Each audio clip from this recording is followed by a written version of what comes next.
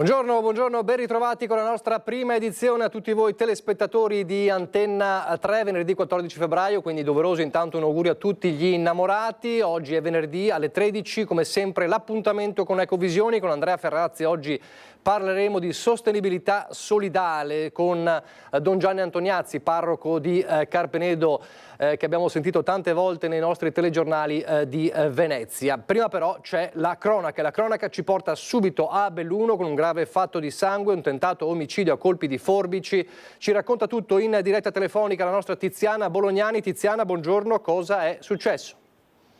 Buongiorno Nicola, sì, come hai detto tu, una donna di 45 anni ieri mattina al culmine di una lite con il vicino di casa ha preso delle forbici e l'ha colpito ferendolo, per fortuna in modo non grave. L'episodio è accaduto nella frazione di Sopracroda in città e l'allarme è scattato attorno alle 10:30 quando una chiamata al 113 ha fatto arrivare 2 pattuglie della polizia e un'ambulanza. L'uomo è stato trasportato al pronto soccorso del San Martino e risulta abbia una prognosi di 20 giorni. La donna invece in stato confusionale è stata portata in questura per essere interrogata, lì ha accusato un malore. Non appena le sue condizioni si sono stabilizzate, il magistrato di turno ha disposto l'arresto della 45enne con l'accusa di tentato omicidio e il suo trasferimento al carcere femminile della Giudecca a Venezia. La polizia ha svolto tutti gli accertamenti del caso nell'abitazione della donna, ha sequestrato le forbici usate per l'aggressione. Sul grave episodio che ha scosso la piccola frazione di Sopracroda, la magistratura ha imposto il silenzio assoluto sui fatti e dunque questi sono gli unici scarni dettagli che vi posso riferire, oltre a quanto ho potuto accertare, cioè che sia che la donna che l'uomo sono italiani che, contrariamente a quanto si era appreso nelle primissime ore dall'accaduto, non hanno legami di parentela e quindi non sono una coppia sposata, nemmeno fidanzati. Il conflitto tra i due sembrerebbe derivare da una serie di lunghi contrasti legati a difficoltà personali culminate in un violento alterco e la polizia ora sta indagando sulle circostanze che hanno portato a questa drammatica escalation. Ieri, nell'immediatezza, per la difesa della 45enne era stato nominato un legale d'ufficio, l'avvocato Massimo Montino di Belluno, che al momento però è in attesa di ricevere un atto ufficiale, salvo che la donna non voglia nominare un avvocato di fiducia. È tutto, Nicola. Grazie a Tiziana Bolognani. Questa sera tutti i dettagli nel nostro servizio nella pagina bellunese del telegiornale di Treviso e ovviamente anche nel telegiornale del Veneto. Soltanto ieri vi raccontavamo di un'altra lite, stavolta tra fratelli con un accoltellamento. Era successo nel Vicentino a Orgiano. Una lite furiosa, poi accoltella il fratello. Siamo ad Orgiano, tra le campagne invernali del Basso Vicentino. Tutto si tinge di buio presto di questi tempi, ma la scintilla del dramma scocca a 00:30.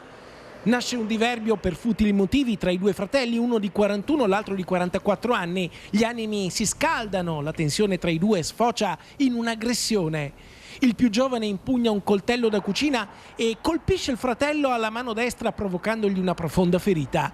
Viene lanciato l'allarme, i carabinieri di Sossano, con il supporto della stazione di Campiglia dei Berici, intervengono e arrestano in flagranza di reato il 41enne, ritenuto responsabile di maltrattamenti in famiglia, tentato omicidio e lesioni personali dolose aggravate dall'uso di un'arma. Accuse molto gravi per un fatto estremamente grave, sviluppato in un contesto familiare collocato ai margini della socialità e quindi anche difficilmente penetrabile da parte dell'ufficio sociale del comune di Orgiano, il quale in passato ha incontrato questa famiglia senza riuscire tuttavia a poter acquisire elementi che potessero far presagire quello che è accaduto. Manuel Dotto, sindaco di Orgiano, commenta incredulo quello che è accaduto. La vittima, il fratello più grande dell'aggressore, immediatamente soccorso e trasportato in ospedale al San Bortolo di Vicenza, fortunatamente non è in pericolo di vita e le sue condizioni non destano preoccupazione, mentre il fratello più giovane è stato portato in carcere al San Pio X di Vicenza. Ma quel che è accaduto per la comunità di Orgiano è un fulmine a ciel sereno. Nessuno se lo sarebbe mai aspettato. I servizi sociali di Orgiano sicuramente sono già attivi per riuscire appunto a inserirsi nuovamente in questo contesto e a penetrare necessariamente quella che è la capacità di questa famiglia di comprendere che quanto è accaduto non possa costituire un gesto normale. A Padova, nel Padovano, a San Giorgio delle Pertiche, si riapre la ferita dell'omicidio di Federica Squarise, il femminicidio di Federica Squarise. Chi l'ha uccisa tra pochi mesi sarà infatti un uomo libero. Il 30 giugno 2008 la tragedia. Federica Squarise, in vacanza in Spagna, fu uccisa da Víctor Díaz Silva, uruguaiano, detto il Gordo, che fu condannato a 17 anni e 9 mesi di prigione. Tra un anno, nel marzo del 2026, sarà un uomo libero. In pratica però si è già rifatto una vita grazie alle norme della legislazione iberica che gli hanno consentito di vivere stabilmente fuori dal carcere. Una notizia che riapre la ferita nella famiglia di San Giorgio delle Pertiche, ancora provata dal dolore. L'avvocato Pardo all'epoca prese l'auto e viaggiò tutta la notte fino a Barcellona per seguire la prima fase delle indagini fino all'arresto del Gordo. Nessuna pena potrebbe mai restituire Federica ai suoi genitori, ai suoi cari, ai suoi fratelli e sorelle, eccetera. Quindi non andiamo a valutare l'entità della pena, ma gli effetti che la pena ha avuto su questa famiglia. E io posso testimoniare che è stata una pena distruggente. La notizia dell'ormai imminente riabilitazione dell'uomo che tolse la vita a Federica colpisce la comunità di San Giorgio delle Pertiche. Questa notizia ha scosso molte memorie di tanti cittadini che ricordano bene, come se fosse successa ieri, la vicenda di Federica. Una notizia come questa va in controtendenza in un momento in cui la ferita purtroppo è ancora aperta e fa fatica ad immaginarsi.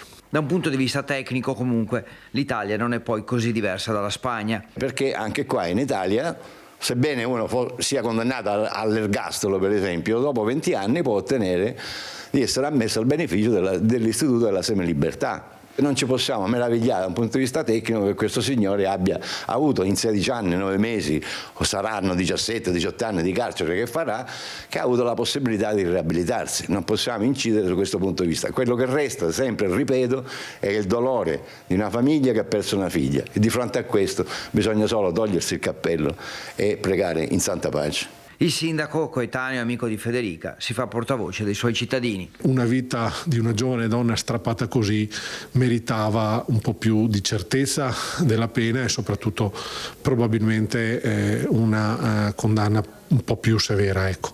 Non è purtroppo nella legislazione del nostro Stato, quindi poco c'è da fare, però ecco, resta molta amarezza.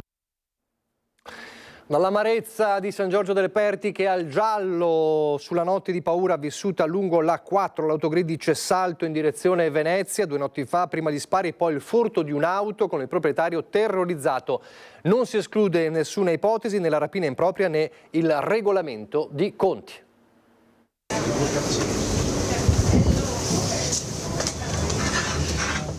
Prima hanno sparato 2 colpi in aria, poi travisati si sono impossessati della Golf bianca di un 35enne italiano che immediatamente ha lanciato l'allarme. Scene da Far West ancora avvolte nel mistero, quelle che si sono registrate nella notte tra martedì e mercoledì all'esterno dell'autogrill Calstorta Nord, tra le uscite di Cessalto e Sandona di Piave, direzione Venezia, pieno tratto maledetto della 4. Stando al racconto della vittima, i 2 banditi che si erano nascosti dietro ad alcuni tir posteggiati lo avrebbero raggiunto mentre stava salendo in macchina, intimidendolo con 2 colpi di pistola. Terrorizzato, il giovane uomo avrebbe lasciato loro la Golf, al cui interno c'erano cellulare, portafogli ed effetti personali. Sul posto la polizia stradale di San Donà, alla quale è poi subentrata per competenza la squadra mobile di Treviso. Si indaga a 360 gradi. Quella che di primo acchito sembra di fatto una rapina impropria potrebbe nascondere un regolamento di conti o comunque qualcosa di poco chiaro. Forse il 35enne, che non ha precedenti, era nel mirino della banda. Se a Calstorta Nord dove è accaduto il fatto, la consegna è quella del silenzio. I dirimpettai di Calstorta Sud, l'area di servizio in direzione Trieste, sono stupiti. Questa è una novità per me. Diciamo che magari furti, furtarelli e così via, ma... Sì, ma quelli sono sempre all'ordine del giorno e la gente che si ferma lo sa. E quindi la polizia è già sul pezzo e quindi viaggia e viene sempre a controllare. L'area è sorvegliata, abbiamo anche la polizia che abitualmente ci fa visite, diciamo così, nel senso di controllo, per quello è abbastanza tranquilla la cosa, ecco. Quindi insomma questo fatto non è la norma, diciamo, anzi è un fatto straordinario. Non è la norma, per fortuna. La Golf del 35enne è stata ritrovata dopo alcune ore 90 di Piave, non è stata utilizzata per commettere altri reati. Anche questo è un elemento, senza considerare che la via di fuga dei raid ladreschi è solitamente quella opposta, verso il confine, acquisite le immagini della videosorveglianza. Molto probabilmente sì, è conosciuta purtroppo anche per questo, per l'abbandono di minori, è successo in passato, fenomeni violenti, e purtroppo sappiamo quando c'è un grande passaggio di persone e verso il confine purtroppo ci siamo abituati e sembra che questa sia la normalità, invece non dovrebbe essere così. Ancora la cronaca, perché non si fermano i tentativi di truffa agli anziani in tutto il Veneto. Andiamo nel Padovano con un arresto a Noventa Padovana. Si spacciava per maresciallo dei carabinieri per truffare gli anziani. A fermare i suoi intenti criminali ci hanno pensato i carabinieri, quelli veri, che hanno arrestato in flagranza di reato un 55enne napoletano già noto alle forze dell'ordine per episodi di truffa. L'uomo martedì pomeriggio aveva contattato al telefono una 73enne di Noventa Padovana spacciandosi per un maresciallo. All'anziana aveva poi riferito che il marito aveva provocato un grave incidente stradale investendo 2 pedoni. Il finto carabiniere ha poi chiesto alla signora di preparare oltre 15.000 euro in contanti per risarcire il ferito in ospedale ed evitare il processo al marito. Soldi che la 73enne avrebbe dovuto consegnare ad un avvocato che stava per arrivare a casa sua. Per rendere la situazione ancora più drammatica, il truffatore faceva sentire alla donna una voce che urlava "aiutami, ti prego, aiutami". La 73enne, agitata e presa dal panico, tenuta al telefono dal truffatore, aveva già iniziato a preparare il denaro che aveva in casa, arrivando a 11.000 euro. Una volta arrivato l'avvocato, la donna ha avuto un ripensamento, non ha aperto la porta e in quel momento, per sua fortuna, una pattuglia dei carabinieri impegnati in un controllo del territorio notavano il 55enne che controllava i campanelli dopo essere sceso da un taxi. Vedendo la scena, i militari sono intervenuti bloccandolo appena in tempo.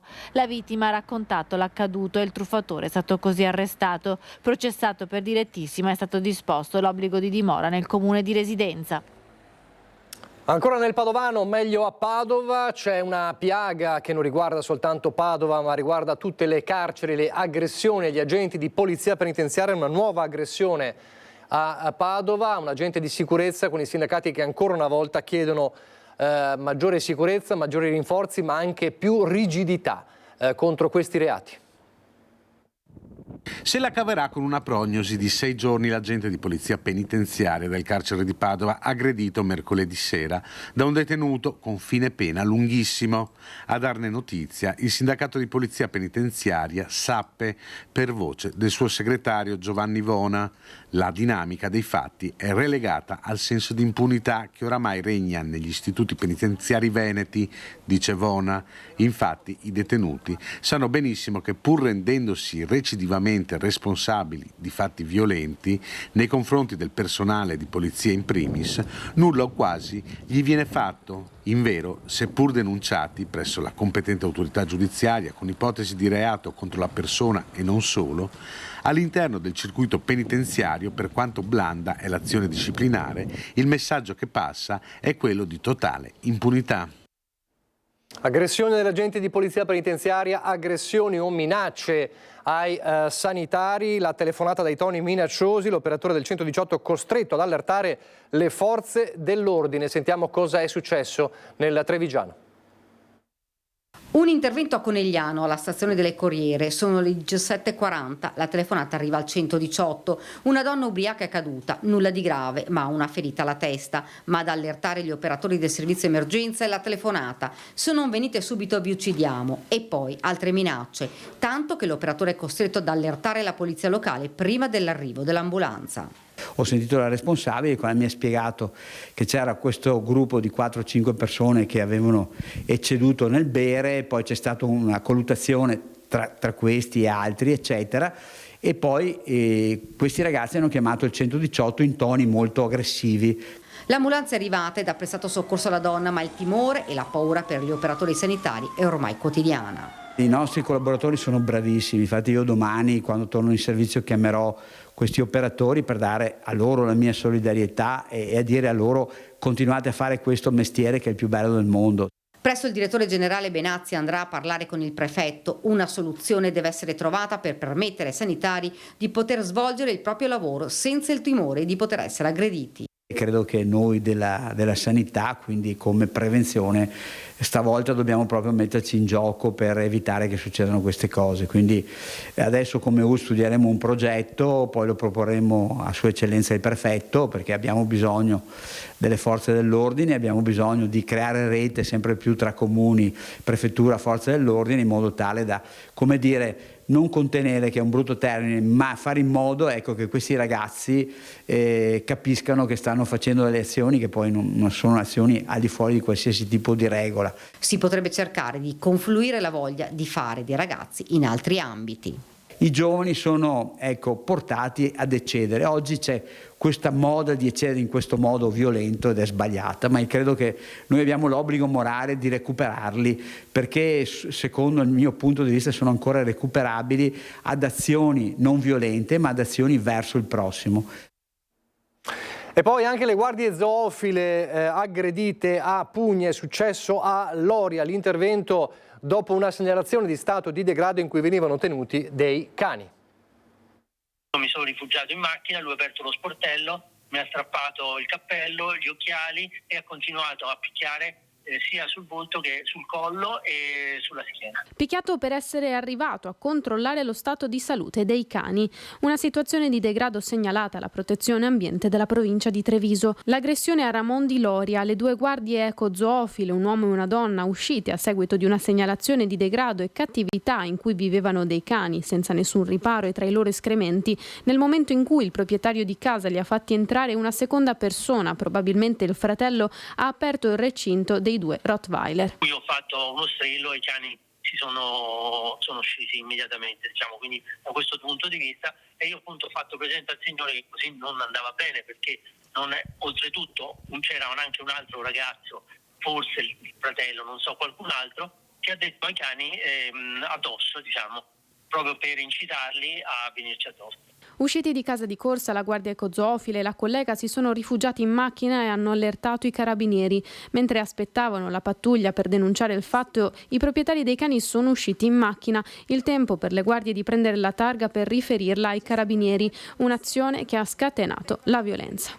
Lui ha continuato a inveire contro di noi, a insultarci. Io adesso procederò con la denuncia. Noi lo facciamo per il bene degli animali, quindi anche se se abbiamo un po' di timore, un po' di paura, però in qualche modo dobbiamo farlo, perché ce lo sentiamo dentro, quindi non vogliamo tirarci indietro. Adesso lasciamo questa pagina sulle aggressioni, ma andiamo invece a Mestre, dove c'è ancora la problematica delle case abusive, le case, diciamo, occupate abusivamente al quartiere Pertini. Anna Maria Parisi, buongiorno.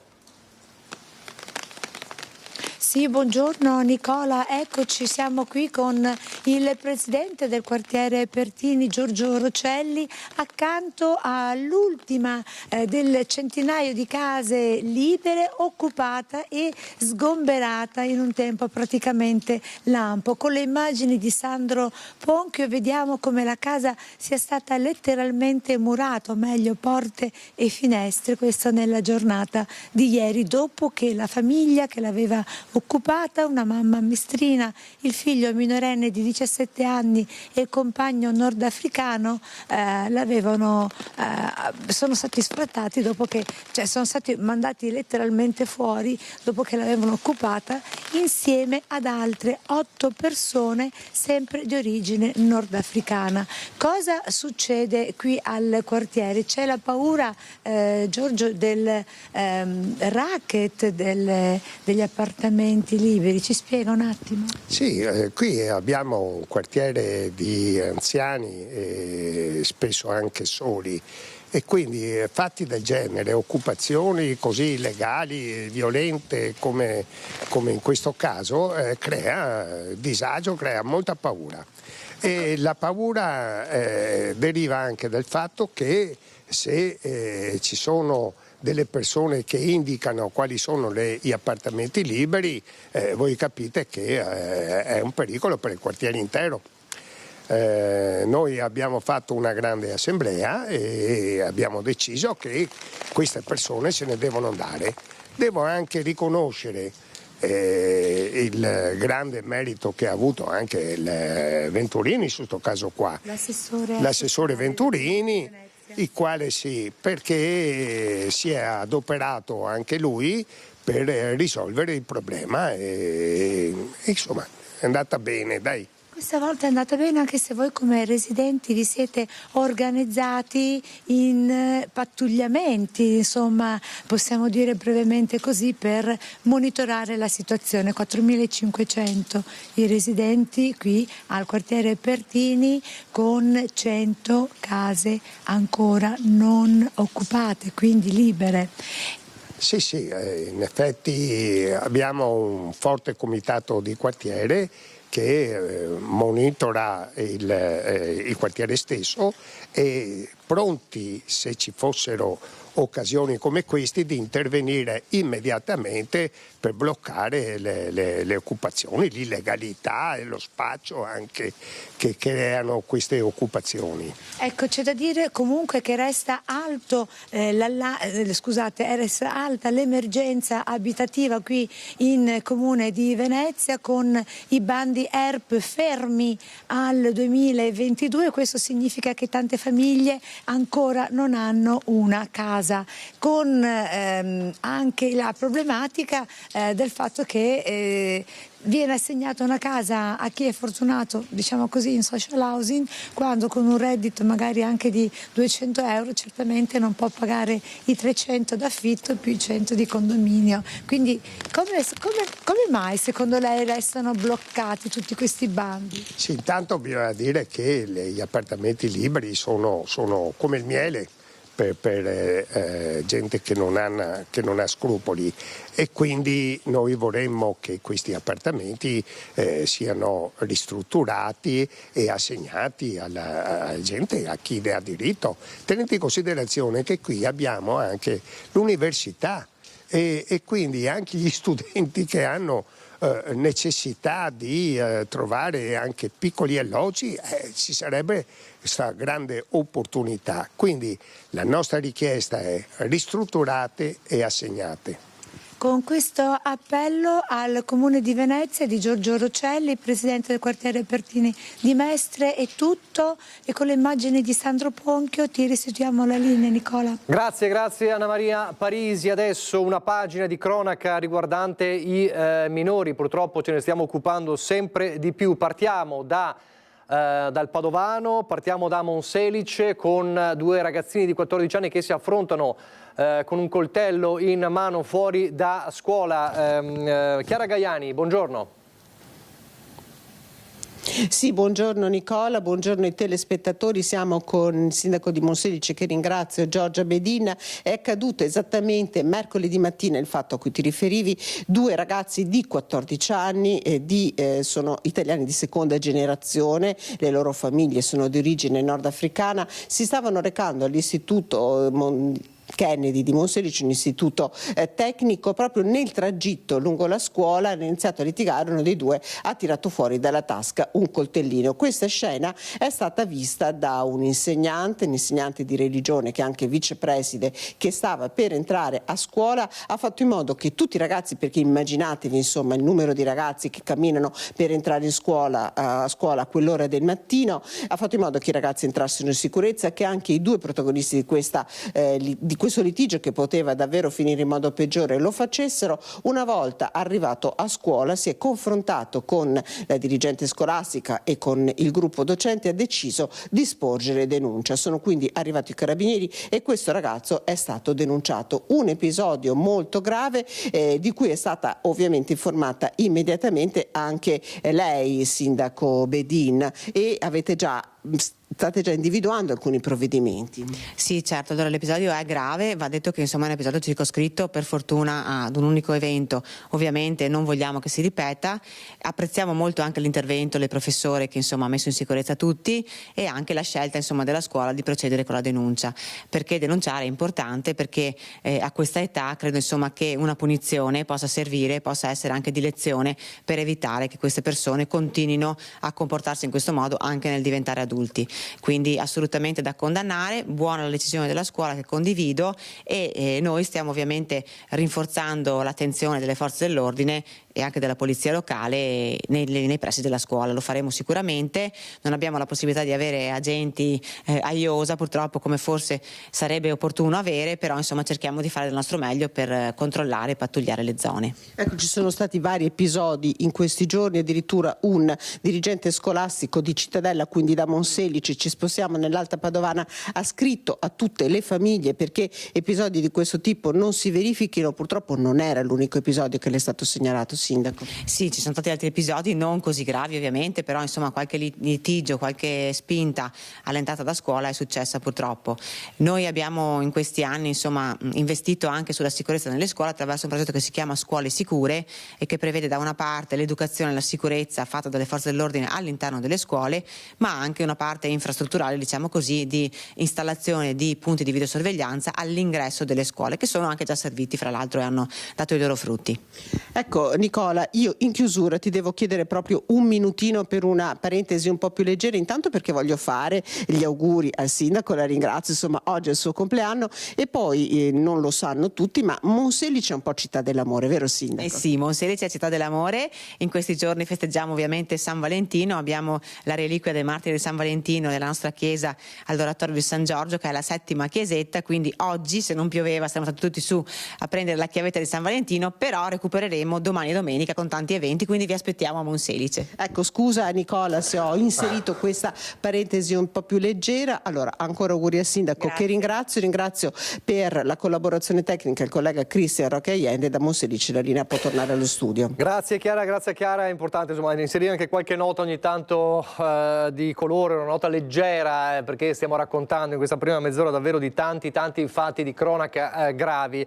Restando sul tema dei minori, pensate una notizia incredibile, un minorenne che ha rubato un furgone per andare in discoteca, è stato arrestato dai carabinieri di Castelfranco.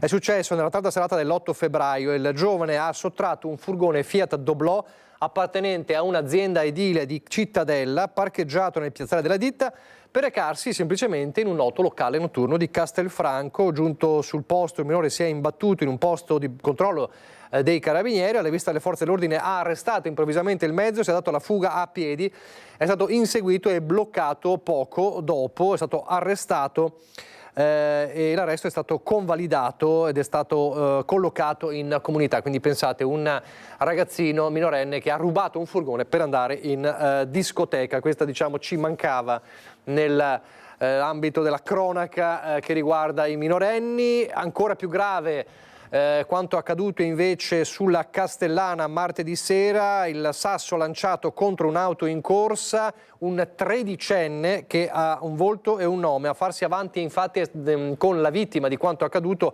è stato il padre del ragazzino. Ho deciso di perdonarlo e lo incontrerò, ha detto ai nostri microfoni il padre che ha rischiato grosso, Diego Tiveron, che era appunto in auto quando gli è arrivato il sasso addosso. Sentite. Ci tengono che sia proprio il bambino a venire a chiedermi scusa di persona. Chiaramente loro l'hanno già fatto come genitori, ma anche questa cosa significa un voler insegnare la responsabilità e le conseguenze anche di quello che si fa. Lei è pronto a perdonare? Assolutamente sì.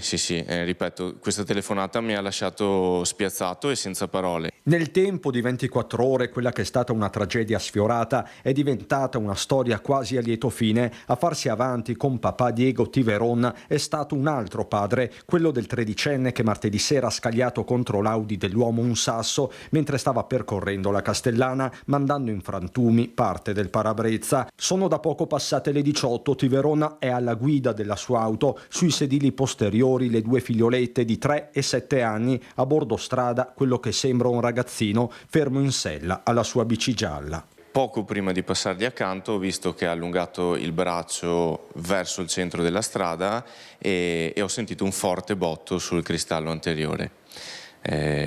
Sono riuscito ad accostare senza sbandare, mi sono fermato, ho visto la bici che scappava e quindi ho provato a fare inversione per correre dietro a questa persona, a questo ragazzo, almeno per capire la motivazione e fargli vedere cosa aveva combinato. Il giovane si dà alla fuga con il 37enne che lo segue passo passo con la macchina. Con il vetro aperto io continuavo a urlargli di fermarsi, che aveva fatto un disastro. Il ragazzino si ferma all'altezza di un negozio dove inizialmente interviene anche un secondo uomo. Quando gli è stato chiesto di chiamare i suoi genitori ha negato, insomma, ha preso ancora di più paura, allora io a quel punto ho detto va bene, sai cosa c'è? Chiamiamo i carabinieri e poi vediamo. A quel punto lui ha preso la bici ed è scappato via. Tiveron lo lascia andare, la sua priorità è quella di tranquillizzare le figlie, ma una volta a casa condivide sui social quanto accaduto, dando un breve identikit del giovane. Tra solidarietà e sdegno, dopo poche ore si fanno avanti i genitori dell'autore del gesto, sono mortificati e presto quindi ci sarà un chiarimento. Per papà Diego tanto basta per tirare un sospiro di sollievo. Ci sono genitori che sanno educare. E quindi non sporgerà querela? Non sporgerò denuncia, c'era l'intenzione di andare a fare denuncia, ma ho deciso di non farlo. Allora, vediamo se riusciamo ad andare velocemente in pubblicità. No, facciamo un'altra cosa, lo dico alla regia, che ringrazio, Simone Merlo e Alberto Pivetta. Andiamo con un'operazione della Guardia di Finanza da Belluno con dei falsi residenti. Vediamo se riuscite a trovarlo nella scaletta. Eccolo qua, grazie, vediamo. Seconde case in montagna al setaccio della Guardia di Finanza caccia dei furbetti dell'IMU, cioè di chi acquista un alloggio e per non pagare l'imposta trasferisce fittiziamente la propria residenza fra le Dolomiti. All'ombra delle Tre Cime era capitato poco meno di un anno fa, quando le fiamme gialle intercettarono 43 proprietari di casa fintamente residenti nelle terre alte. Stavolta il numero di chi aveva ottenuto i benefici fiscali è più che triplicato. 130 i falsi residenti scoperti dalla Guardia di Finanza della Tenenza di Auronzo e insieme a loro anche 20 titolari di aziende dei settori turistico-alberghiero e dell'occhialeria. Complessivamente i militari del nucleo di polizia economico-finanziaria hanno accertato un'evasione di IMU pari a 850.000 euro a fronte di una base imponibile di oltre 120 milioni. Per smascherare l'inganno c'è voluto del tempo. I finanzieri che hanno condotto l'operazione Nemo Est hanno spulciato dichiarazioni fiscali, eseguito sopralluoghi e incrociato banche dati.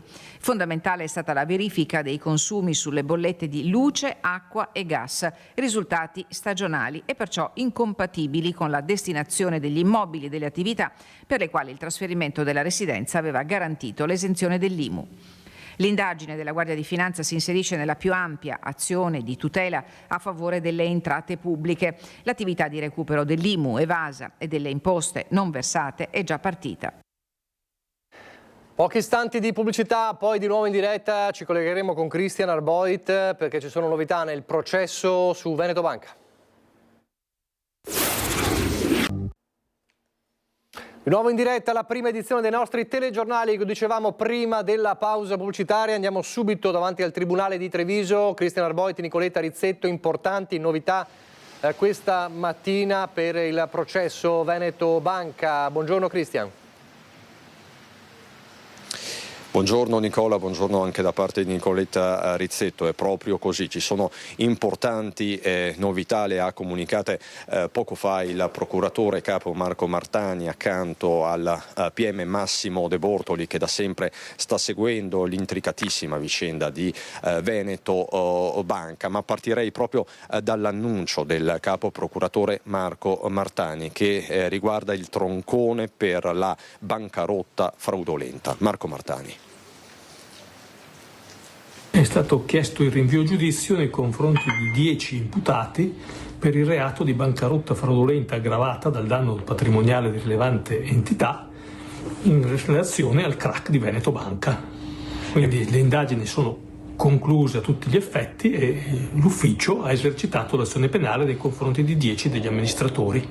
2 degli amministratori che erano indagati, per 2 degli amministratori indagati si è invece ritenuto di chiedere l'archiviazione. Terrà appunto le richieste di rinvio a giudizio, può confermarci, c'è anche Consoli? Sicuramente, insomma, sicuramente. Queste dunque le prime conferme che arrivano dalla Procura accanto a Vincenzo Consoli, ex amministratore delegato di Veneto Banca. C'è anche Flavio Trinca, che di Veneto Banca è stato presidente per diversi anni. 10 complessivamente le richieste di rinvio a giudizio, 2 le archiviazioni che riguardano delle posizioni minori. Quello che va detto proprio per fare chiarezza è che questo è il terzo troncone della maxi inchiesta. Il primo troncone riguardava l'ostacolo alla vigilanza e questo troncone, questa accusa è ancora aperta, il procedimento è ancora aperto, si attende una parola definitiva da parte della Corte di Cassazione. Il secondo troncone, quello che aveva fatto più discutere, se ricordate, è quello relativo alle truffe e all'associazione a delinquere finalizzata alla truffa, reati che però sono risultati prescritti nelle more del giudizio. Appunto fu un troncone, un procedimento questo che creò parecchia indignazione. Terzo troncone, quello appunto di oggi, con questa importante accelerazione, e questa volta non c'è il pericolo di prescrizione, lo ha detto, lo ha ribadito lo stesso procuratore capo Martani. Questa sera lo sentirete ai nostri telegiornali. Perché non c'è questo rischio? Perché nel caso di bancarotta fraudolenta la pena edittale, quindi la pena che viene erogata nel caso di condanna, è una pena elevata. In questo caso c'è anche un aggravante specifico per il danno grave, parliamo di centinaia e centinaia di milioni di euro, e quindi la pena edittale va dai 3 ai 15 anni di reclusione. Questo comporta anche una prescrizione molto più estesa, molto più lunga, quindi questa volta non ci sarà il pericolo di prescrizione. Per quanto riguarda la costituzione di parte civile, questa non sarà ammessa da parte dei risparmiatori, però potrà costituirsi parte civile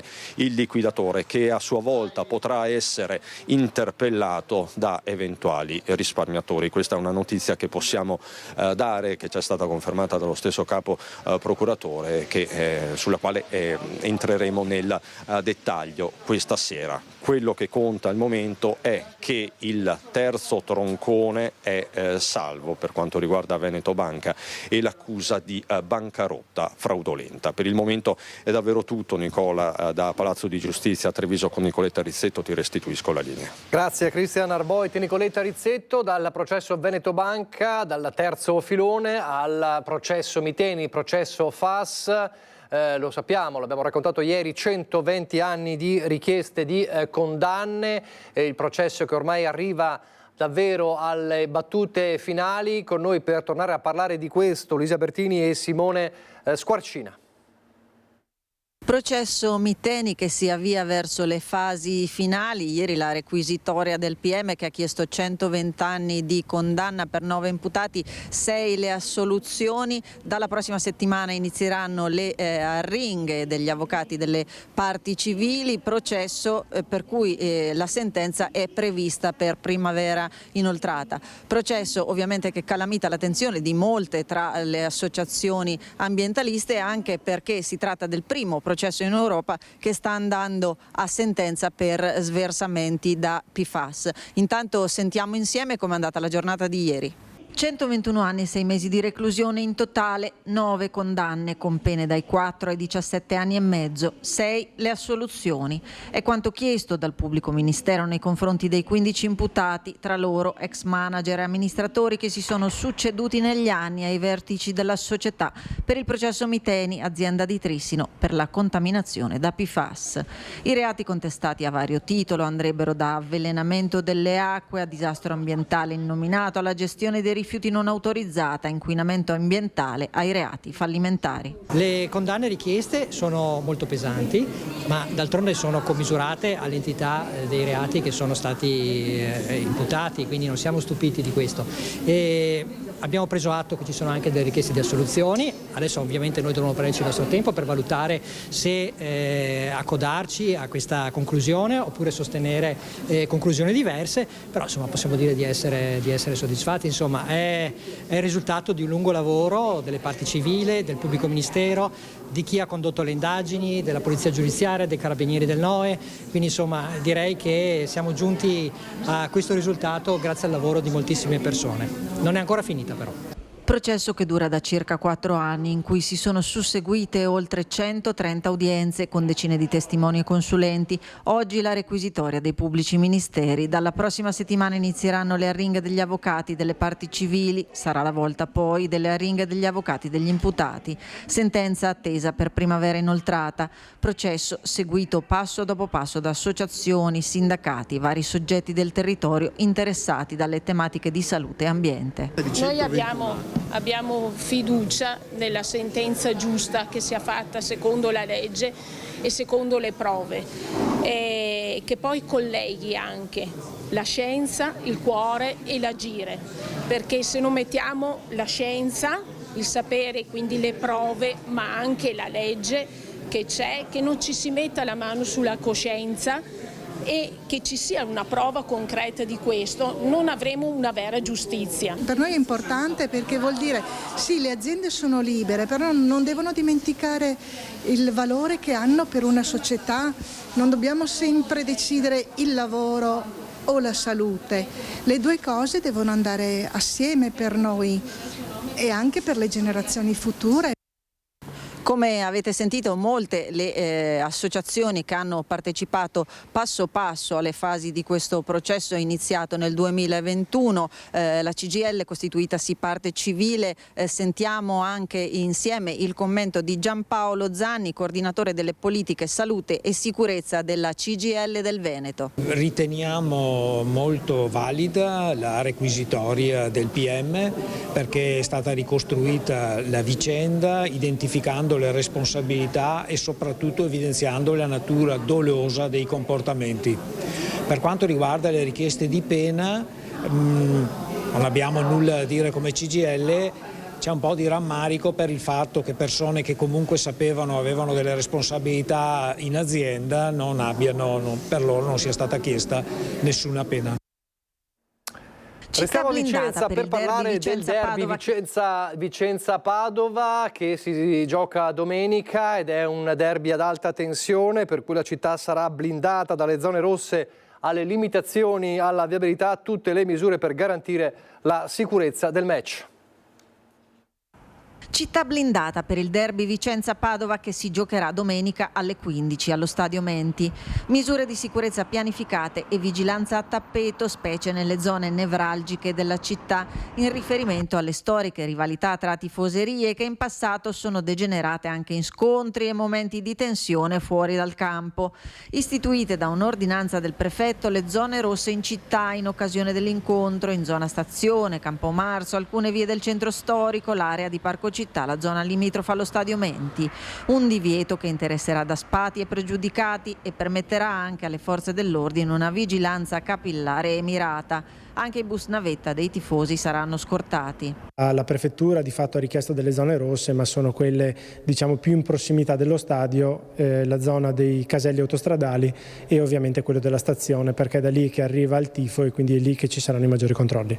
Tra le misure campeggiano quelle relative alle limitazioni della circolazione. A partire dalle 10 non sarà possibile parcheggiare nell'area parcheggio situata di fronte alla stazione dei treni di Vicenza, lungo Viale Venezia. Dalle 11 fino a cessare cessate esigenze non sarà possibile parcheggiare nelle aree attorno allo stadio. Dalle 13 scatterà la chiusura di via Bassano e via Spalato. L'accesso alle due strade, oltre che a quelle che vengono sempre chiuse durante le partite allo stadio, sarà garantito a residenti ed esercenti. Infine, tra le misure, anche quella dell'asfaltatura e del montaggio delle reti per evitare il lancio di oggetti. È stata montata una rete di separazione tra la parte del tifo degli ospiti e i distinti per limitare o evitare il più possibile il lancio di oggetti, e nella mattinata è stato asfaltato un'area di parcheggio che andava sgretolandosi e dove tifoserie malintenzionate potevano trovare dei sassi da lanciare. Quindi Prefettura e Questura hanno veramente lavorato in ottima sinergia con il Comune di Vicenza per far sì che l'evento avvenga nel clima più disteso e sereno possibile. L'auspicio è che si possa vivere la partita come una festa sportiva. È una partita di campionato, è una partita di vertice. Da tifoso del Vicenza Calcio ci aspettiamo un ottimo risultato e che si possa vivere tutto in ambiente di serenità. Speriamo che sia così. A proposito di zone rosse, venivano accennate a Vicenza, oggi inizia ufficialmente il Carnevale a Venezia, il primo evento sarà questa sera alle 18, è l'evento legato a San Valentino, all'amore. Come sapete quest'anno tutto il carnevale, un po' un carnevale nel nome dell'amore, perché si ripercorre un itinerario dedicato a Giacomo Casanova. Lo dicevamo nei giorni scorsi, il carnevale è uno degli eventi che hanno portato alla decisione delle zone rosse anche a Venezia e anche in terraferma. Ieri ufficialmente l'inizio delle zone rosse, allora vediamo come ieri Anna Maria Parisi ci raccontava questo inizio anche in terraferma. A Marghera, zona rossa intorno a tutta l'area della fontana di Piazzale Giovannacci, cioè tutta la parte nord della città fino alla centralissima Piazza Mercato, dove ha sede il municipio. Il quadrilatero compreso tra via Fratelli Bandiera, via Rossarol, Sant'Antonio e Lavelli per tutte le giornate del Carnevale a partire da giovedì 13, ed è proprio dalla novità su Marghera che regna lo scetticismo in merito all'efficacia dei già soprannominati recinti urbani. Io penso che non sia la zona rossa che garantirà la sicurezza alle persone, ma speriamo che non succeda nulla, perché sai, quando deve succedere qualcosa, zona rossa, blu o verde, succede. Con Marghera e Venezia considerata zona problematica per la sicurezza anche una buona parte di Mestre, con il suo centro. Anche Piazza Ferretto tra le zone rosse di Mestre, tra la gente, tuttavia regna ancora un po' di confusione su cosa siano queste zone rosse. C'è qualcuno che mi ha chiesto spiegazioni, ma il più della gente non ha assolutamente idea di cosa siano queste zone rosse. Si spera che sia per la sicurezza, però non ho notato per adesso nessuna differenza. Ma lei cosa ha capito di queste zone rosse? Che zone sono? Dovrebbero essere zone frequentate non troppo bene, con un po' di caos penso, perché non c'è scritto da nessuna parte cosa è vietato in zona rossa. Ed è in una desertica e per questo insolita Piazza Ferretto, dove le poche persone presenti, poco prima delle 12, discutono sull'efficacia e utilità del provvedimento prefettizio. Corso del Popolo. Io una settimana fa mi sono trovata alla serratura della porta di casa, proprio non quella del portone, quella di casa, scassata. Anche Corso del Popolo, zona rossa? Già, zona rossa. Da oggi? Da oggi? Ecco, perciò non lo sapevo. Meno male, guardi, meno male. Penso che il fatto che sia limitata questa ordinanza, che si limiti solo al periodo di Carnevale, non credo faccia molto da deterrente, perché poi quando finisce tutto torna come prima. Le zone rosse sono utilissime e credo che, come tutti gli esperimenti, se andranno a buon fine, e noi ne siamo convinti, possano poi essere esportabili durante tutto l'anno, perché ci sono zone, Mestre, Venezia, che purtroppo sono vessate dalla malamovida. La zona rossa a Padova in questi giorni, come sapete, l'abbiamo raccontato nei nostri servizi, ha creato una polemica politica, perché tra gli effetti c'è stato anche una raffica di multe ai senza tetto e alle senza tetto in zona stazione dopo le polemiche di questi giorni. C'è stato un incontro ieri tra il vescovo di Padova, Cipolla, e il questore, un dialogo costruttivo, hanno scritto in una nota congiunta. Dopo le polemiche seguite alle multe delle 2 senza tetto della stazione, c'è stato un incontro tra questore e vescovo di Padova per un confronto sereno e costruttivo sui fatti di cronaca di questi giorni e in nome di una collaborazione mai venuta meno, si legge in una nota, fra la Chiesa di Padova e le istituzioni che garantiscono la sicurezza in città. Alcune realtà religiose di Padova, infatti, dopo le multe avevano sottolineato l'importanza di collaborazione per il bene della città e dei cittadini più vulnerabili. Non si è mai cercato lo scontro, ha ribadito in una nota la diocesi, ma l'obiettivo è quello di trovare strumenti sempre più efficaci e collaborazione per mettere al centro la persona. Il vescovo Claudio nell'incontro ha rivolto parole di stima per il lavoro difficile e complesso a cui la Polizia di Stato di Padova e tutte le forze dell'ordine sono quotidianamente chiamate, e contemporaneamente ha invitato tutti a riportare i toni sul piano del dialogo costruttivo e della ricerca comune di soluzioni civili e pienamente umane, perché di questo si tratta e non di scontro. La questione delle multe alle persone senza fissa dimora effettuate nei giorni scorsi in stazione si basa su un articolo del regolamento comunale di Padova e non è nell'ambito delle zone rosse. Questo fatto va colto come un'opportunità di migliorare e non per alzare barriere, conclude la nota congiunta. A Padova, restiamo a Padova dove ieri, lo abbiamo raccontato in diretta, c'è stata l'inaugurazione dell'anno accademico, numeri record per gli iscritti, ma poi c'è stata anche la polemica politica della rappresentante degli studenti che si è tolta provocatoriamente la camicia nera. E con uno sguardo curioso, responsabile e rivolto al futuro, dichiaro aperto l'803° anno accademico dell'Università di Padova. Compie 803 anni e nonostante la sua lunga tradizione sa ancora essere visionaria e proiettata al futuro. Così la rettrice Daniela Mapelli inaugura l'anno accademico dell'Università di Padova con un discorso che parte da un appello al valore della responsabilità e che mette in luce i numeri in crescita dell'Ateneo. Questo è un anno record per le immatricolazioni. Sono oltre 23.800. In totale gli iscritti invece sono 75.000. A crescere sono gli studenti stranieri iscritti a Padova, che sono circa l'11%. Gli obiettivi sono parecchi. Stiamo per scrivere la seconda parte del piano strategico, abbiamo terminato tutto quello che ci eravamo ripromessi, ma se posso riassumerlo in poche battute, di sicuro puntiamo sempre di più all'internazionalizzazione. Questo è un mantra che io ripeto da anni, internazionalizzazione a 360 gradi, quindi stiamo sempre più internazionalizzando il nostro corpo docente, ma anche internazionalizzazione per quanto riguarda gli studenti che provengono da altri paesi del mondo. Ospite d'eccellenza la senatrice a vita e scienziata Elena Cattaneo, che ha puntato il suo intervento sull'importanza della ricerca e sui progetti che vuole esporre alla ministra Bernini nel suo prossimo incontro. Mi sentirei di dire, la rincontrerò, proprio perché stiamo lavorando su una mozione per la ricerca pubblica italiana.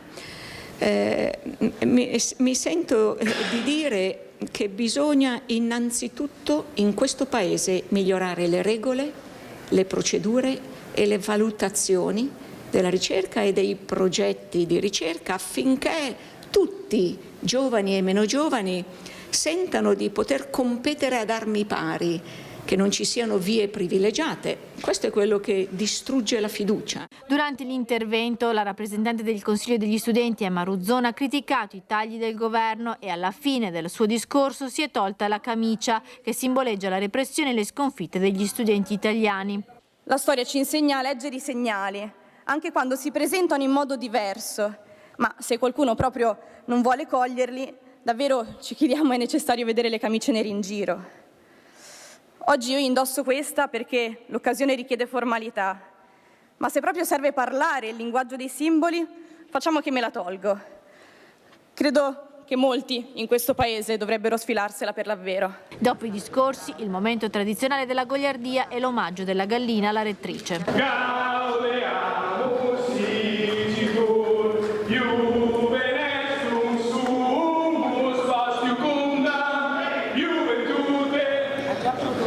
Sì, era già prodotto. Sì, ma ero dato dei bacini, si è tranquillizzato. Che sia un anno prospero.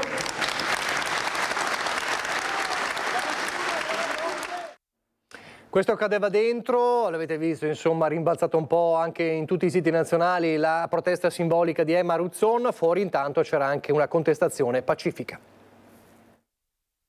Studenti, precari, ricercatori erano un centinaio fuori dal Bo nelle ore in cui veniva inaugurato l'anno accademico per la mobilitazione contro i tagli e contro il DDL Bernini. La contestazione pacifica lungo l'Eastone con le maschere di luminari illustri che hanno fatto la storia dell'Ateneo. Vogliamo lo smantellamento del DDL Bernini e vogliamo un rifinanziamento dell'università pubblica in tutti i suoi ambiti, dalla componente studentesca ai docenti strutturati e non. Insieme agli studenti anche alcuni docenti. La ragione fondamentale di questa mobilitazione, infatti ci sono molti studenti, è che tutte le figure di precariato che lavorano in università, a partire dai dottorandi, ma i dottorandi sono ancora in formazione, ma quelli che fino a ieri erano gli assegnisti o i contratti, sono figure che non hanno ancora nessuna tutela e nelle nuove prospettive sembrava dovessero averle, però in realtà non è chiaro perché si sono moltiplicate. Alla protesta hanno preso parte anche i collettivi degli studenti pro-Palestina. Adesso pochissimi istanti di pubblicità, poi è il momento di Ecovisioni.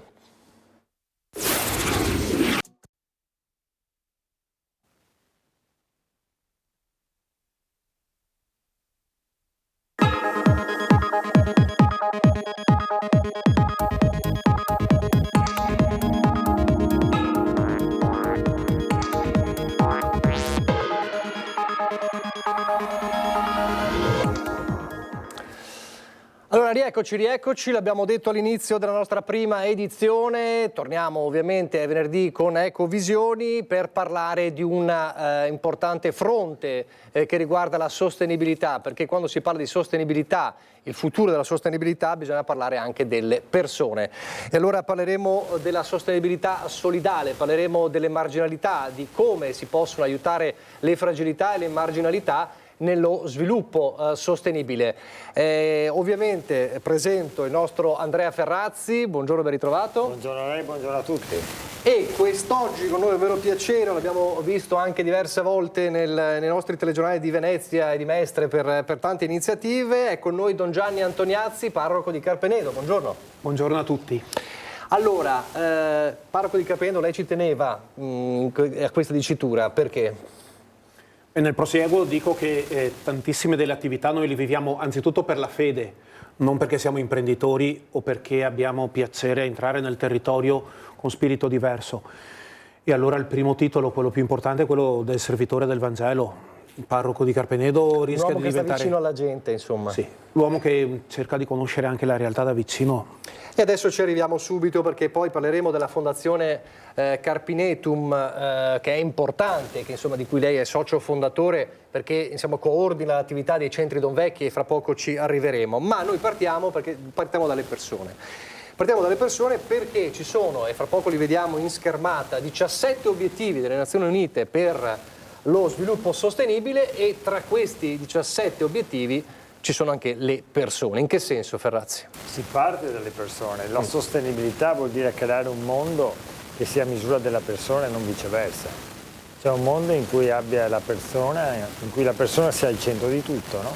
Noi rischiamo invece di capovolgere tutto, rischiamo a volte di capovolgere lo strumento per il fine. Lo strumento è l'attività, sono tutte le attività che si fanno. Il fine è sempre il bene dell'uomo, la libertà, il suo benessere, la sua felicità, il suo sostentamento, la sua dignità.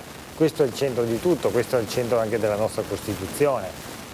È il centro dell'umanesimo, è il centro della cultura e delle varie culture che hanno costituito la grandezza dell'Europa, anche del nostro Paese. Allora nel momento in cui noi immaginiamo che i 17 obiettivi vadano nella direzione della sostenibilità, è di ogni evidenza che si parte proprio dalle persone. Non a caso i primi 2 obiettivi dei 17 delle Nazioni Unite, che furono votati da tutti i paesi del pianeta nel 2015, partono proprio dalla persona e nello specifico dalla lotta contro le povertà. Allora, vediamo la schermata. E contro la fame.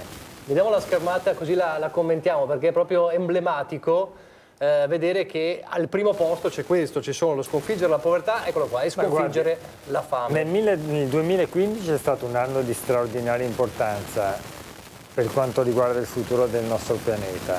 E tra i grandi eventi che caratterizzarono proprio quell'anno vi fu il voto unanime nell'Assemblea delle Nazioni Unite dei 17 SDGs, cioè degli obiettivi che sono la bussola, la guida di tutti i paesi che fanno parte nel mondo delle Nazioni Unite, che sono circa 200.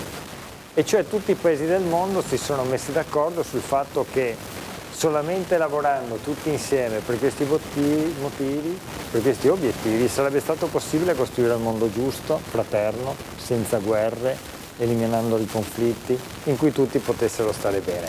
E come si può vedere, il primo obiettivo è proprio quello della sconfitta della povertà e il secondo è quello della fame, ma poi ce ne sono molti altri che sono collegati diciamo, proprio al benessere e alla condizione delle persone in carne ed ossa. E all'interno di un contesto peraltro che vede grandissime disuguaglianze a livello mondiale, povertà a livello mondiale, ma anche grandissime povertà e disuguaglianze nei nostri territori. Ci sono grandi marginalità che stanno crescendo, nuove marginalità, nuove povertà che si associano a vecchie e stratificate e quindi è del tutto evidente che diventa assolutamente prioritaria l'azione per far fronte a queste povertà, non nella logica solamente diciamo, dell'aiuto che dovrebbe essere momentaneo, ma nel mettere nella condizione le persone in carne ed ossa poi di essere libere e quindi diciamo, soggetti capaci di costruirsi autonomamente il loro futuro. Allora, Don Gianni, lo sviluppo sostenibile ha diverse azioni, però non può esserci uno sviluppo sostenibile con tutte quelle diciture che abbiamo visto nella tabella se non va di pari passo con l'uomo, perché altrimenti è completamente inutile. Sì, questo per noi è un punto capitale, mettere al primo posto la persona umana come soggetto della sua vita, del suo futuro e del suo sviluppo. Anzi, in questo momento mi viene in mente una frase che è stata di Giovanni Paolo II, se non sbaglio, il quale diceva che o lo sviluppo è di tutti oppure è di nessuno, perché noi come persone siamo come vasi comunicanti, no? Se uno di noi tre sta male, poco per volta, alla lunga, anche gli altri due si impoveriscono. Il Covid lo ha dimostrato in modo, credo, ineccepibile. Dunque, noi dobbiamo avere a cuore la crescita di tutte le persone, sul territorio, non solo della nostra zona, del nostro comune, della nostra regione, ma proprio anche sul territorio mondiale. E il principio attesta proprio questo, che o c'è una crescita che riguarda tutto il territorio mondiale e allora non possiamo aspettarci fra 50 anni che i poveri che abitano dall'altra parte del pianeta vengano a prendere la ricchezza che abbiamo noi. Oppure se manca questa attenzione globale della persona, poco per volta la nostra sarà soltanto una crescita di pagliacci con la maschera e verrà deposta la maschera quando poco per volta i poveri verranno a prendersi quello che loro ritengono di loro diritto. Prima di entrare allora nell'attività poi anche dei centri Don Vecchi e delle soluzioni che si possono adottare, allora mi collego a quello che ha detto Don Gianni e lo diceva bene. Noi parliamo tantissimo di sviluppo sostenibile, abbiamo parlato di intelligenza artificiale, di cose davvero importanti del futuro, però se questo non porta beneficio alla maggior parte della gente è un lavoro inutile. Sì, il problema è che si stanno sviluppando sempre di più dei potentati a livello mondiale, per cui i benefici vengono concentrati in zone, in luoghi e soprattutto in persone sempre in numero sempre minore. C'è una disuguaglianza della distribuzione della ricchezza che ormai è intollerabile. Ormai abbiamo parlato anche l'altra volta di cosiddetti uomini di Stato, cioè persone che hanno un prodotto interno lordo, chiamiamolo così, cioè un fatturato delle loro aziende, una ricchezza, un patrimonio poi personale accumulato, che è maggiore anche di molti Stati e hanno la capacità poi di influenzare direttamente sulle scelte non solamente loro ma anche sulle scelte pubbliche e questo è un problema grandissimo. E si tratta allora di potenziare tutti gli strumenti anche nella politica nazionale e internazionale per fare in modo che invece la ricchezza possa essere distribuita, perché poi la ricchezza diventa non solamente fattore mal distribuita, diventa non solamente fattore di ingiustizia sociale, ma anche di sopruso economico, ma anche di sopruso politico. Quello che sta succedendo queste ultime settimane negli Stati Uniti è da un certo punto di vista allarmante. Persone che hanno accumulato una ricchezza incredibile, un'influenza direttamente sugli stati e un'influenza direttamente sull'utilizzo di dati anche sensibili delle persone, che li utilizzano non per il bene di tutti, ma per il bene di se stessi, per un accumulo incredibile delle ricchezze. Abbiamo una sproporzione tra pochissimi ricchi che si stanno arricchendo sempre di più e moltissimi poveri che si stanno impoverendo, ma pensiamo anche a tutta la cosiddetta borghesia di cui si parlava una volta, no? Cioè il ceto medio oggi, diciamo. E persone anche del nostro paese che con lo stipendio un papà o una mamma di famiglia manteneva agevolmente una famiglia. E oggi non è più così, oggi c'è una sperequazione che non è più assolutamente accettabile, c'è un'ingiustizia sociale che non è più accettabile e questo è uno dei punti focali contro i quali e sui quali dobbiamo trovare tutte le soluzioni. Allora, è un punto chiave questo, perché noi siamo abituati a parlare di povertà avendo in mente determinati strati sociali che ci sono, esistono e sono ancora lì. Ma c'è una nuova povertà che riguarda, come diceva Ferrazzi, uno strato sociale che era impensabile ritenere povero fino a qualche tempo fa. Nella sua esperienza importante a Carpenedo, nella zona della terraferma, quante nuove realtà di povertà vedete? Io rubo un secondo per dire che forse mi distingo un po' dalla visione di Andrea. Lui ha studiato molto più di me economia e conosce molto meglio di me i principi della logica economica. Per me la ricchezza è una cosa che riguarda soprattutto le capacità umane della persona, per cui quello che dobbiamo far maturare nelle persone è la loro speranza, le loro relazioni, la loro disponibilità ad andare verso il futuro con coraggio. E la vera ricchezza non è il fatto che uno abbia concentrato nelle sue mani un grande capitale, perché poi se non sa amministrarlo è di una fragilità indescrivibile la sua condizione. Invece la vera ricchezza sta tutta proprio nella forza della persona. E il dramma è questo, che la gente sta perdendo una grande vivacità, questo è quello che io posso constatare.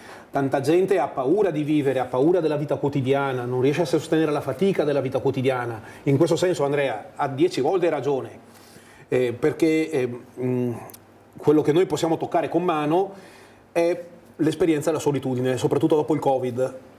Allora, in questi ultimi 4 anni si vede notevolmente, in questo do ragione ad Andrea, la concentrazione di vita nelle mani di alcuni e da parte di tanti altri quasi la rassegnazione a vivere una vita, a trascinarsi nell'esistenza quotidiana in modo del tutto individualistico. Quello che noi possiamo testimoniare stando in mezzo alla gente è proprio questo, la solitudine. Io faccio la benedizione delle famiglie tutti i giorni che Dio manda su questa terra, passo a salutare tutta la gente, suono i campanelli di tutti e l'impressione è proprio questa, che ci sia una riduzione nella capacità di vivere. Per questo i primi 2 punti che abbiamo visto poco fa nella tabella sono decisivi. Vorrei che tornassimo su quelli, se si può. Certo. Li facciamo vedere sulla tabella. Sta succedendo anche nel nostro paese, in Occidente, ma anche nelle nostre città, un dato molto allarmante. Quando si parlava di futuro, soprattutto nel mondo giovanile, si parlava di speranza, no? Cioè c'era una visione per cui immaginavi un aspetto crescente nella vita. Si immaginava per esempio che i figli sarebbero stati meglio dei padri e nel Novecento, soprattutto la seconda metà del Novecento, è stata così. Cioè un'attività propulsiva, un'energia generativa, la capacità di costruire un futuro che all'interno pure delle difficoltà comunque si immaginava sempre migliore. C'è il tema della speranza e io sono assolutamente d'accordo con Don Gianni. La vera ricchezza è quella che sta dentro di noi, la vera ricchezza è quella forza vitale che ti senti sorgiva, non reattiva, cioè che è dentro di te, che non reagisce semplicemente agli aspetti esterni e che ti mette nella condizione di vivere, non di sopravvivere o di far finta di vivere. C'è un problema trasversale, invece questa speranza sempre di più si sta affievolendo, almeno in alcune parti della nostra società, e sta emergendo la paura nei confronti del futuro. Quando si parla di futuro si parla spesso appunto di paura e poi sta emergendo anche il rancore accanto a questo, no? Allora noi dobbiamo costruire invece percorsi di autonomia delle persone e però di relazioni di comunità, perché è impossibile immaginare un futuro che vada bene solo a me stesso se non allargo gli orizzonti e i confini della mia azione e della mia relazione. Una persona sta bene con se stessa solamente nel momento in cui sta bene in relazione con l'altro. Sono le comunità all'interno delle quali io vivo che generano me stesso e viceversa la mia vitalità li può costruire. Quindi su questo la vera ricchezza, io sono assolutamente d'accordo che è quella. Certamente però non possiamo non evidenziare il fatto che c'è anche la ricchezza economica, perché è chiaro che, lo dice la piramide di Maslow, ne parlavamo adesso con Don Gianni arrivando qui, quando uno ha da mangiare hai poco da fargli tanti ragionamenti, no? Devi dargli da mangiare. Quando uno non ha un lavoro si attiverà lui, ma devi aiutarlo a trovare un lavoro. Quando uno viene licenziato e non ha le competenze per affrontare un nuovo lavoro e magari a 50 o più anni, devi metterlo nelle condizioni di elaborare una formazione personale che lo orienti. Quando uno non ha una casa, perché le nostre case ormai hanno dei prezzi folli, e devi metterlo appunto nella condizione, come fa il Don Vecchi, di dare una risposta a queste necessità. Chiedo scusa, ecco. Io mi permetto di sviluppare ancora. Va benissimo, infatti secondo me no, va benissimo, anche secondo me sta per anticipare quello che stavo per dire io, vada. No, dico soltanto che suonano al campanello della canonica un sacco di persone che chiedono aiuto, ma se si chiede loro dove sono i genitori, dove è il coniuge o la persona o il compagno di vita, dove è il fratello, dove è la sorella, dove sono i figli, si scopre poco per volta che hanno rotto i rapporti con tutti. Questo lo dico per dare ragione a quello che diceva poco fa Andrea. La grande forma di povertà sta anche nel non saper vincere la propria rabbia. Uno non riesce più a tenere relazioni, uno si trova solo e pieno di rabbie, e questo determina, a mio parere, la prima fonte di povertà. Per cui riconosco il problema di dar da mangiare. Quando una persona ha fame neanche capisce il ragionamento, bisogna dargli da mangiare. Poi dopo però bisogna anche insegnare a vincere le povertà della solitudine e delle rabbie personali. Queste vanno superate subito. E allora vengo al tema, perché forse anche questo interessava anche ad Andrea, anche a voi. In parrocchia nel 1992 è nato il primo dei centri Don Vecchi, adesso sono 9. Poi nel 2006 è nata proprio la fondazione Carpinetum, e non so se dalla regia possono mettere la foto di quelli laici, ci tengo che venga messa la foto, che guidano. Non so se ce l'abbiamo quella, però anche dopo va bene. Dopo, intanto vediamo un po' di immagini, un po' anche della vostra attività, dei cosa fa la vari fondazione centri. Carpinetum? Sono condomini di mini alloggi.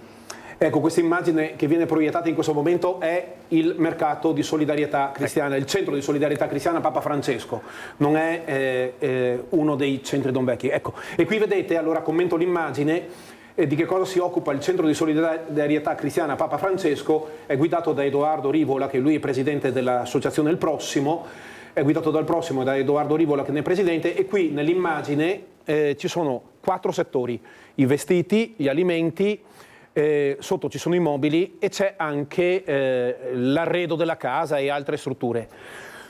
Cosa si propone questo centro? Di rigenerare l'abbigliamento, raccoglie vestiti talvolta usati, ma anche no, tante volte sono nuovi con l'etichetta e vengono dati a noi dalle strutture che commerciano i vestiti e che non sono riusciti a venderli, e noi li distribuiamo alla gente.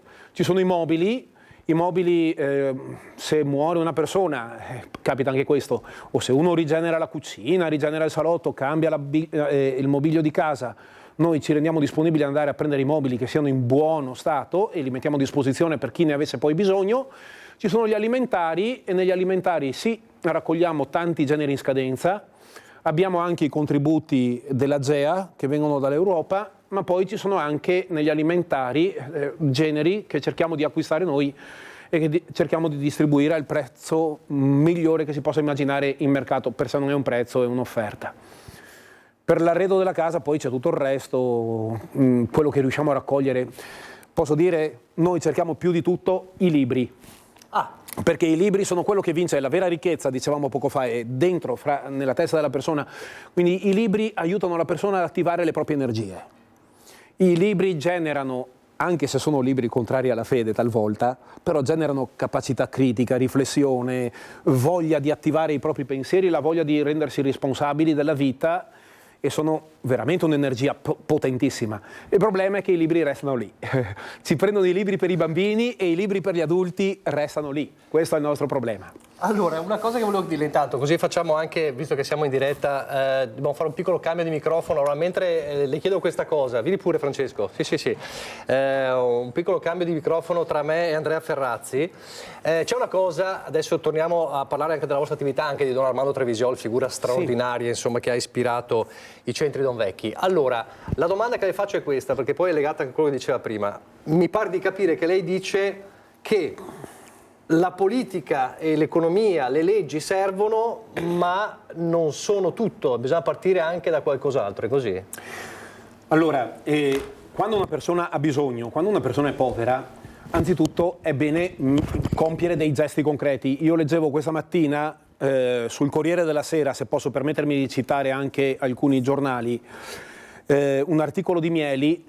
Sosteneva che Trump descrive l'Europa come chiacchierone inconcludente. Io non credo sia così, perché in Europa, come in tutti gli altri posti del mondo, ci sono persone di grandissima capacità e delle quali io ho una stima incredibile. Però quando si rischia di quando ci si rivolge ai poveri, si rischia di parlare e di essere inconcludenti. Invece bisogna che ci siano sempre delle azioni concrete. Don Armando, che abbiamo citato prima e che purtroppo ci ha lasciato... Le immagini di Don Armando Trevisiol, figura straordinaria, lo salutammo in diretta con i suoi funerali quando purtroppo se ne andò. Eccolo. Allora, Don Armando, che per certi aspetti per noi della parrocchia, della Fondazione Carpinetum, del Prossimo, è proprio stato un padre. Don Armando ha cominciato nel 1992 a fare il primo centro Don Vecchi e il 7 gennaio 1997 ha inaugurato in un buco della parrocchia, ha inaugurato una bottega solidale fra lo scetticismo della gente e la contrarietà di alcuni. Bene, lui ha cominciato a fare delle azioni concrete. Le azioni concrete però non bastano, perché per certi aspetti noi ci siamo resi conto con l'ipermercato solidale che abbiamo creato un fallimento. Cosa significa? Che noi pensavamo... Sì, perché questo ci è molto chiaro, noi non abbiamo timore di dirlo. Un fallimento perché? Perché noi avevamo pensato l'ipermercato solidale perché la gente potesse nel momento dell'acuzia e del bisogno trovare una mano tesa e risollevarsi e rientrare a far parte della vita sociale del territorio. Mentre tanti purtroppo profittano dell'aiuto per sedersi più comodi e trovano un divano al posto che una poltrona. E questo per noi non è un bene, per cui l'obiettivo adesso è cambiare, come si diceva poco fa, cambiare la visione della persona. Il problema è che una persona cambia se si sente amata, ma non amata con un sentimento d'amore, perché i poveri non credono più ai sentimenti. Uno deve toccare con mano i fatti dell'amore, cioè toccare con mano che lei è presa in considerazione in modo gratuito, è vero, è stabile e non per scherzo. E noi stiamo cercando le strade adesso per attivare questo, per capire se riusciamo a rigenerare non solo i vestiti, i mobili, gli alimenti, ma a rigenerare proprio il tessuto umano, personale, anche in chi, provato dalle rabbie, dalla fatica, dalla solitudine, ormai non crede più. Questo è veramente interessante, rigenerare anche le anime delle persone. È la cosa più bella che si possa fare. Cioè entrare in una relazione costruttiva lanciando la possibilità alla persona di aggrapparsi in un momento di difficoltà, ma poi diventare autonoma. Ed è molto bella questa questione del credere, no? Cioè la persona che sente magari all'interno di un sacco di difficoltà, di rabbia, di rancore, che c'è qualcuno che crede in lei e che gratuitamente, no? Don Gianni ha usato questo termine, ti viene dato qualcosa gratuitamente, questo smuove anche la parte più intima di te, quindi ti dà la possibilità di tirare fuori energie nuove, magari mai conosciute, misconosciute o abbruttite nel tempo, e certamente questa è la grande chiave, cioè si dà da mangiare perché c'è un bisogno biologico, ma poi le persone, non di solo cibo vive l'uomo, no? Per citare, l'uomo vive poi di tutte le dimensioni della relazione, della bellezza, della cultura, dell'amore appunto, che sono le dimensioni più alte. Una società costruita così è importante. Quello che fa Don Gianni con tutte le fondazioni, associazioni, le attività che svolge ormai da tempo, sono segni concreti, non chiacchiere, segni concreti che davvero si può costruire un mondo così. Ci tengo, perché parlavamo poco fa del ruolo della legge. Sì. Allora, se una persona cambia quando si sente amata, non cambia perché noi facciamo delle leggi. La legge è uno strumento è come una stampella che mi aiuta a fare un percorso. Se io voglio amare una persona e la legge me lo impedisce perché crea, come è successo immagino nella seconda guerra mondiale, un clima di grandissima rabbia, di tensione, la legge sbagliata non aiuta a favorire la crescita delle persone. Una legge giusta può aiutare, come aiuta una stampella a camminare, però è una questione, vincere la povertà è una questione che parte dalle persone, non dalla legge soltanto. Su questo per noi è importante. Poi io insisto adesso perché voi mi vedete vestito col colletto, io ci tengo perché io sono prete del Signore, innamorato del Signore Gesù, non sono prete per modo di dire. Però insistevo per mettere sul video i consigli d'amministrazione della Fondazione Carpinetum e del Prossimo perché si vedesse che sono laici, certo. Tutti laici. Perché Andrea Groppo è il presidente della Fondazione Carpinetum, Edoardo Rivola, che l'abbiamo detto, è quello che guida con il Prossimo. Ma intorno a loro ci sono tutti i laici e secondo il mio parere questo è un tema che deve riguardare la vitalità dei laici di un territorio. Non è detto che debbano essere cristiani tutti quanti. Laici di buona volontà sì però, perché il Natale si rivolge a tutti gli uomini amati dal Signore, tutti sono amati dal Signore, tutti possono fare. La legge è la politica anche, quindi è una stampella che però non basta, perché se poi la stampella la si mette sul muro non serve più. La legge e l'attività politica è fondamentale, ma ha dei limiti. Deve aiutare a superare alcuni ostacoli in modo tale che poi la persona possa essere libera per esercitare tutta le proprie potenzialità. Però è chiaro che se una persona, come dicevamo prima, non ha il pane da mangiare, la casa in cui vivere, il lavoro dignitoso, è difficile rispondere a tutti i livelli, diciamo, le domande di carattere culturale e spirituali che pur sono essenziali. Allora la politica non deve entrare naturalmente nella sfera delle libertà spirituali e religiose, perché la politica deve semplicemente permettere che queste libertà vengano esercitate, però deve intervenire in maniera molto concreta per eliminare gli ostacoli, come dice la Costituzione, e consentire a tutte le persone di esprimere loro stesse a prescindere dal censo, dalla ricchezza, dalla famiglia di origine. E su questo c'è molto da fare anche nel nostro paese. Il nostro paese è un paese che ha perso, come dire, gli ascensori sociali e rischiamo di cristallizzare le persone nelle condizioni delle famiglie da cui arrivano e questo è un problema serio. Addirittura stiamo tornando indietro per molti versi e invece serve assolutamente costruire dei scenari anche nelle pubbliche scelte, nelle pubbliche amministrazioni che guardano anche proprio nello sviluppo delle persone, nello sviluppo delle libertà e delle condizioni di vita. Voi sentite che l'opinione fra me e Andrea è complementare, non siamo lo specchio l'uno dell'altro. E questo aiuta, credo, a generare ricchezza, il fatto di mettere insieme opinioni anche diverse, mentre invece il fatto di un'opinione singola, di un pensiero unico, schiaccia, rende poveri e su questo io credo sia importante sottolinearlo. Poi, siccome non abbiamo parlato dei centri Don Vecchi, non abbiamo parlato del Prossimo, se a voi fa piacere, se può essere di interesse, la prossima volta invitiamo qui il presidente della Fondazione Carpinetum e il presidente del Prossimo a descrivere queste realtà. Dico soltanto che i centri Don Vecchi sono dei condomini di mini alloggi pensati per persone che abbiano avuto delle difficoltà abitative o che abbiano piacere vivere insieme, ma dove la caratteristica fondamentale è che la persona è chiamata a rimanere responsabile del suo spazio e a rigenerare le responsabilità umane. Questo assicura una riduzione enorme delle spese, ma di questo magari parliamo un'altra volta. Beh, abbiamo ancora un paio di minuti, quanti ce ne sono? Attualmente centri Don Vecchi sono 8, nel senso che già 7 sono costruiti, il numero 9 è in costruzione, non abbiamo messo il numero 8 per ragioni che non sto qui a spiegare.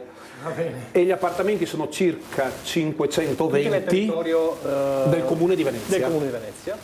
Gli appartamenti sono circa 520 mini alloggi che si distinguono molto per la funzione che hanno, gran parte dei quali il centro Don Vecchi 1, 2, 3 e 4 sono per anziani oltre i 65 anni, il centro Don Vecchi 5 per gli anziani oltre i 65 anni che abbiano però anche una perdita di autonomia, il 6 è per famiglie in difficoltà, genitori separati in modo particolare perché quelli sono i nuovi poveri. Questa è la nuova povertà. Riusciamo a dire qualcosina velocemente di questa situazione? Non è facile, in un minuto. No. Si capisce che i nuovi poveri sono i genitori perché se uno prima doveva semplicemente vivere con un appartamento, con una serie di bollette che arrivava in casa, con una serie di impegni, quando ci si separa purtroppo io sono vicino a queste persone. Gli appartamenti da sostenere sono 2, le bollette da sostenere sono il doppio e tutta una serie di altri impegni diventano doppi. E quando uno si separa purtroppo deve fare anche i conti con la fatica psicologica della separazione, vive una specie di lutto e quando è nel lutto fa più fatica a lavorare, fa più fatica a fare carriera, fa più fatica ad essere esatto nei suoi tempi, nei suoi ritmi, nella sua produttività, in qualche modo vale anche pur sempre questo, e quindi l'energia in casa diventa meno e uno si impoverisce, in casa i figli trovano meno vita a disposizione e anche i figli impoveriscono un po' e così è importante far fronte a queste persone, senza però dimenticarsi di quelli che hanno una famiglia stabile. E hanno da tirare avanti la carretta quotidiana, mi raccomando, non possiamo solo aiutare gli uni e dimenticare gli altri. Senta, quanto c'è bisogno di volontari? Tantissimo. Allora facciamo un appello. Sì. Stanno vedendo tante persone. Facciamo un appello così, in questo modo. Allora, io ho letto questa mattina, però questo non era combinato, lo possiamo dire. Certo.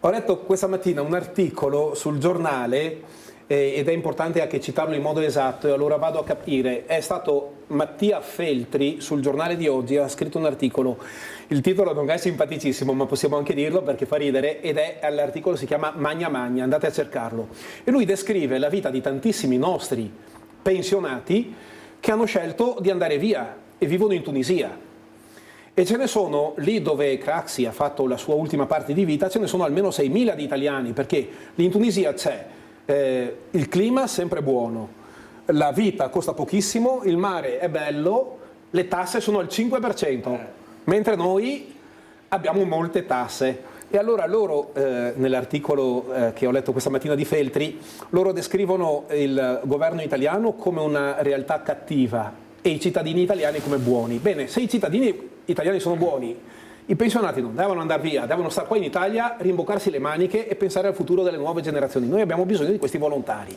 Uno va in pensione, viene a fare il volontario da noi e si diverte. Cosa deve fare pure? Per fare il volontario, chiamare dove? C'è un sito?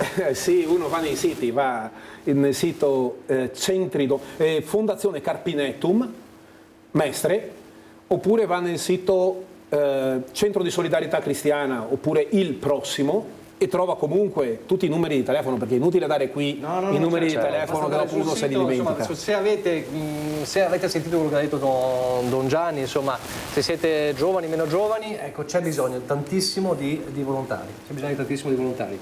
Ragazzi, allora intanto io ringrazio Don Gianni che è un fiume in piena, ma no, dobbiamo assolutamente riaverlo con noi perché dobbiamo parlare di un sacco di cose. No, io mi permetto di invitare Andrea e Edoardo. Ecco, perfetto. Adesso diventa anche autore televisivo. Sì, ormai fa lui. Si mette qua la prossima volta. Allora, grazie davvero Don Gianni. Chiudiamo e poi diciamo cosa c'è la prossima settimana. Insomma, abbiamo fatto un excursus, mezz'ora è poco. Sì, abbiamo dato delle pennellate su cosa si può fare davvero per affrontare. La prossima settimana cambieremo tema, ma affronteremo un tema fondamentale per lo sviluppo economico del nostro territorio ed è la questione della crisi dell'automotive che stiamo vivendo in maniera drammatica in tutta Italia, collegata a tanti fenomeni che stanno avvenendo. Avremo con noi il professor Francesco Zirpoli dell'Università Ca' Foscari di Venezia, che è uno dei responsabili del Centro per l'Automotive e per l'innovazione della mobilità e guida un osservatorio interessantissimo che fornisce tutti i dati e ci racconterà cosa sta avvenendo veramente nel mondo dell'automotive, la crisi delle case automobilistiche, l'endotermico, l'elettrico, la Cina, Tesla cosa sta facendo, i posti di lavoro collegati, la crisi di quella che fu Fiat, Stellantis e via dicendo. Anche smascherando molte balle, scusate il termine, che vengono comunicate, partiamo dai dati per raccontare gli scenari futuri che dobbiamo costruire.